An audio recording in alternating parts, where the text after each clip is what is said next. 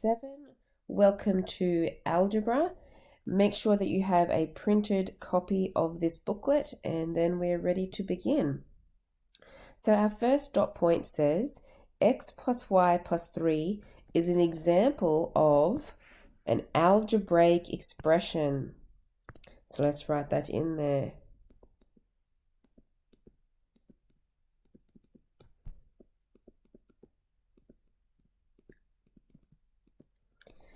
Okay, the second dot point. X and Y, so any letter of the alphabet, are what we call pronumerals in algebra, which are letters that stand for numbers. In the example, x plus y plus 3, x and y could represent any number or any numbers. So they could be called variables. Okay, these are a bunch of words that you need to get familiar with. A times B is written as AB. In algebra, we like to shorten that multiplication. We don't like to write the multiplication sign. Instead, we write things next to each other and it means to multiply. Okay, also we don't like to write, so we don't write multiplication signs. We also don't like to write division signs in algebra. We prefer to write them as fractions. So A divided by B should be written as A over B, written in fraction form. A term consists of numbers and pronumerals combined with multiplication or division. So for example, the number 5 is a term. If it's all by itself, it's a term there. A number can be a term. X, a letter, can be a term. A number and a letter together like this, 9A, that is also a term. Multiple letters together, A, B, and C, that is a term. Multiple letters and a number is also a term. So any of those types of things are what we call terms. A term that does not contain any pronumeral is what we call a constant term, because there's no variable in it. So it's called a constant term. All numbers by themselves are constant terms.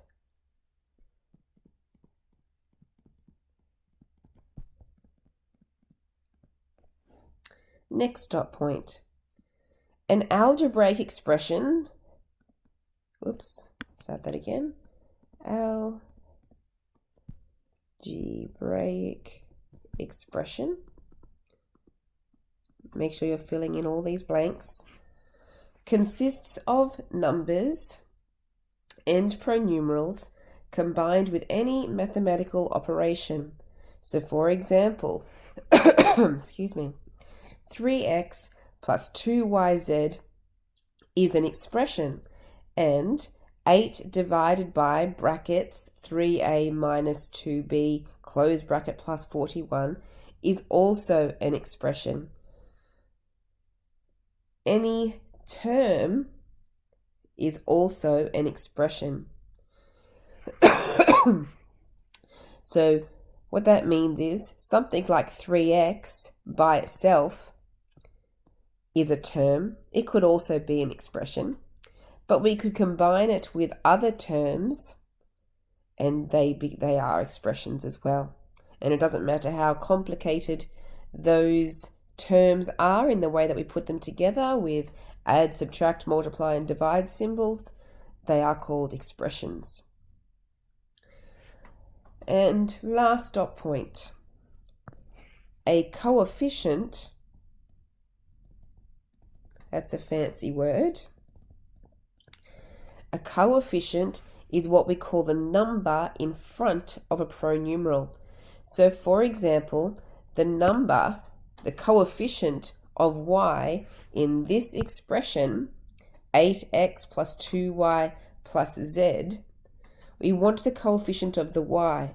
So we find the y and we want the number in front of it, which is that 2. So the coefficient of the y term is a 2. If there is no number in front of a pronumeral, then the coefficient is a 1. Okay, that's important to know. Since 1z and z are the same thing, we tend to like the simplified version. We tend to like to write z, but it means 1z. All right, so here are some questions.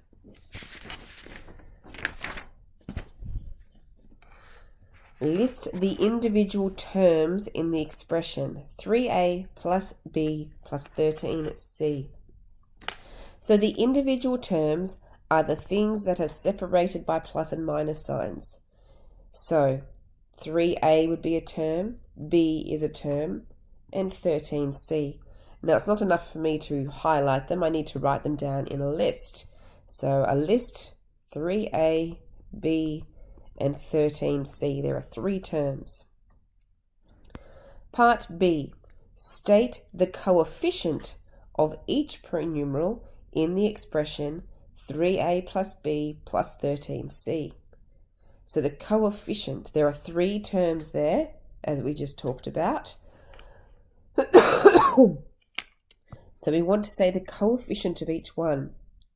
So the coefficient of, okay, so the coefficient of, first let's start with the first term, the 3a. So the a term, the coefficient is 3. Please don't write a equals 3. A is not equal to 3, but the coefficient is 3. Okay, the second term, the b term, the coefficient or the number in front of that b, well, there's no number there, and that means that it has to be a 1. The third term, 13c, so the c term, the coefficient or the number in the front is 13. Give an example of an expression with exactly 2 terms, one of which is a constant term. So one of them has to be a number. So I'm going to choose the number 7. And I just need any other term to go with that. So I'm going to add that with 2 x's. There's lots of different things that you could make up. So we just want 2 different terms put together. Question 2. Write an expression to represent each of the following. 5 more than k. Now more than is a way of saying plus. I want to add 5 onto k. So in other words, k plus 5. Then the next one, 3 less than. So less than are the key words.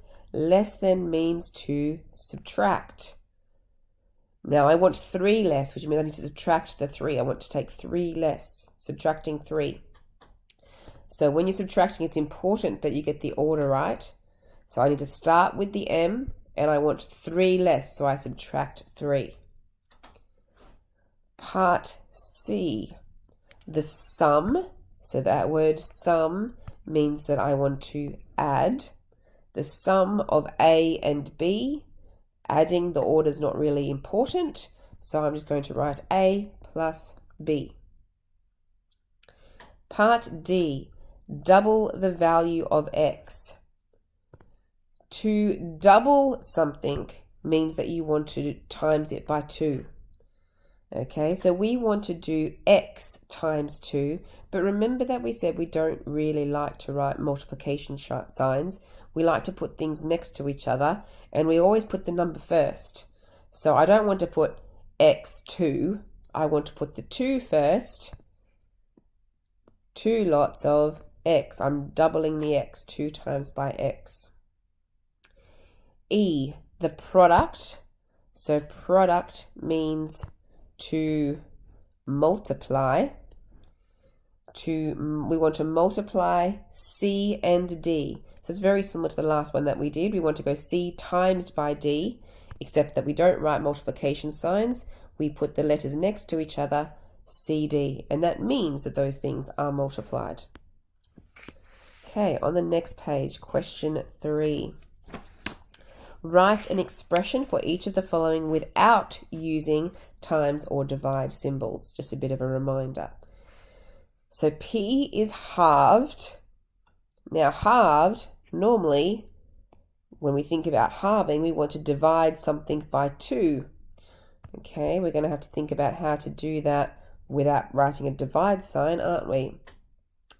And then it says 4 is added. Added means we want to plus something. All right, let's start with the first half of the question.